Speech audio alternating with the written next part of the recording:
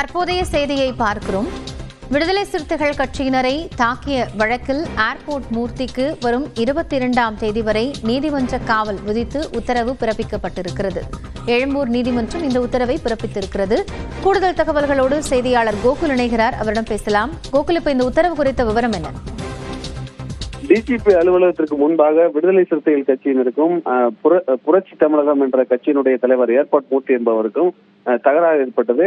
Airport மூர்த்தி மீது மெரினா காவல் நிலையத்தில் வழக்கு பதிவு செய்யப்பட்டு நேற்று கைது செய்யப்பட்டார். நேற்று அவருக்கு திடீரென உடல்நல குறைவு ஏற்பட்டதை அடுத்து ஸ்டான்லி மருத்துவமனையில சிகிச்சைக்காக அனுமதிக்கப்பட்டார்.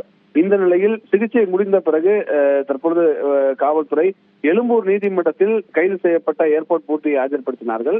வரும் 22ஆம் தேதி வரை அவரை நீதிமன்ற காவலில் சிறையில் அடைக்க எழும்பூர் நீதிமன்ற மேஜிஸ்ட்ரேட் உத்தரவு பிறப்பித்திருக்கிறார். இந்த உத்தரவை அடுத்து ஏர்போர்ட் மூர்த்தி இந்த வழக்கில் கைது செய்யப்பட்டு புழல் சிறையில் அடைக்கப்பட உள்ளார்.